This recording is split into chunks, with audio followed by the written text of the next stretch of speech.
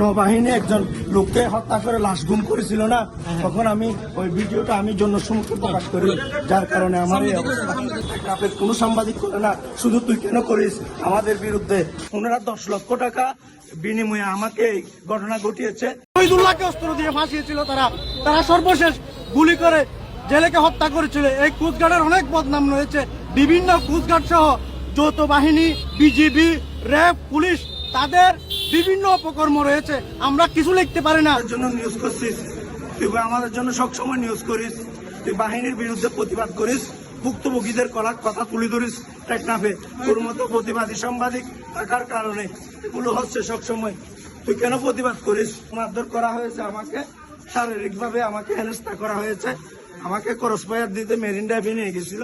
আল্লাহ আমাকে আপনাদের দুয়ায় বাঁচাইছে। আমি বাংলাদেশের স্বরাষ্ট্রমন্ত্রী এবং বাংলাদেশ সরকারের যে অন্তর্বর্তী সরকারের যে স্বরাষ্ট্র উপদেষ্টা এবং অন্তর্বর্তী সরকারের প্রধান উপদেষ্টা ডক্টর মোহাম্মদ ইউনূসের কাছে সুস্থ বিচার চাই।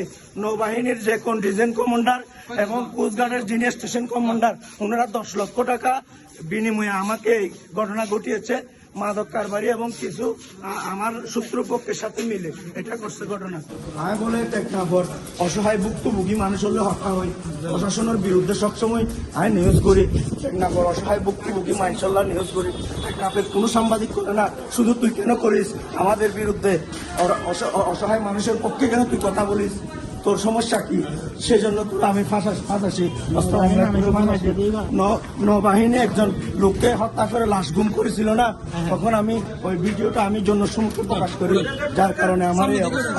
আমার জন্য দোয়া করবেন। আমি সকল সহকর্মীদের আমার এই ভিডিওটি সরিয়ে দেওয়ার জন্য আমি স্বরাষ্ট্র উপদেষ্টা এবং মফস্বল সাংবাদিক ফোরামের